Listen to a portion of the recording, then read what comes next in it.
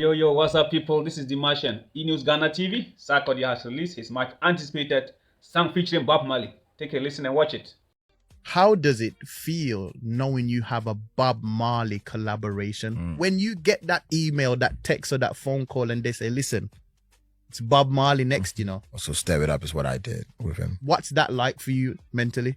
For what I said about how hard I go on myself, when we had the email or the conversation, I almost passed it on, not just out of respect. I felt that I was not worthy to lay my vocals next to the legend.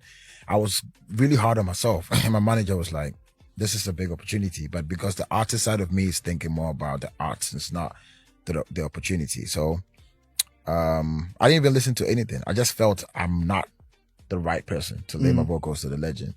Then they sent the record and we opened his vocals. This is his real vocals, like when he recorded it. And then when I was listening to that in the studio, I captured it on camera. It was like very spiritual at that moment. And I think I did like 4 verses and I had to choose the right one. Everything I say, I'm like, I'm saying something next to Bob Marley. Like, it feels like me and him in the booth. Like you can't. There are a few people that I feel like that when I work with them. The man that inspired me to rap or rap for, he's a rapper. He's never cursed.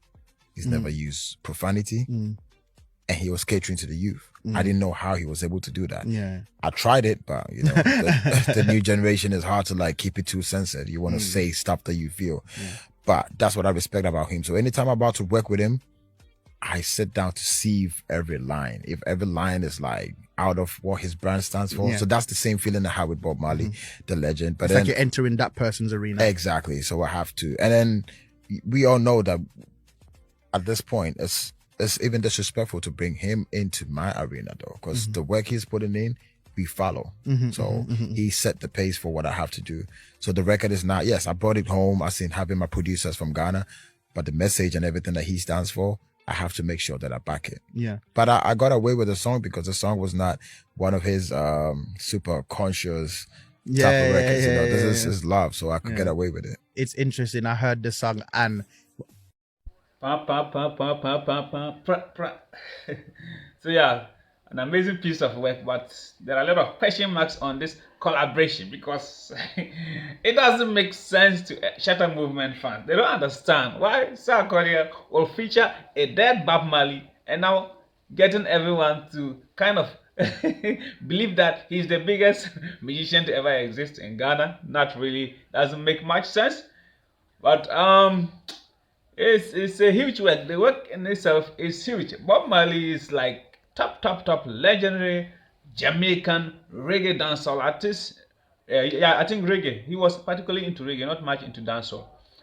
But Sarkodie, a rapper, Ghanaian rapper, if he had featured an alive Bob Marley, we can speak about his greatness.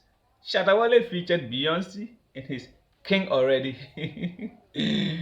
hit song, but Beyonce is alive and kicking. But how you featuring a dead artist? You getting every fans to believe that you're the legend. Come on, King Sack, this one there you mess up.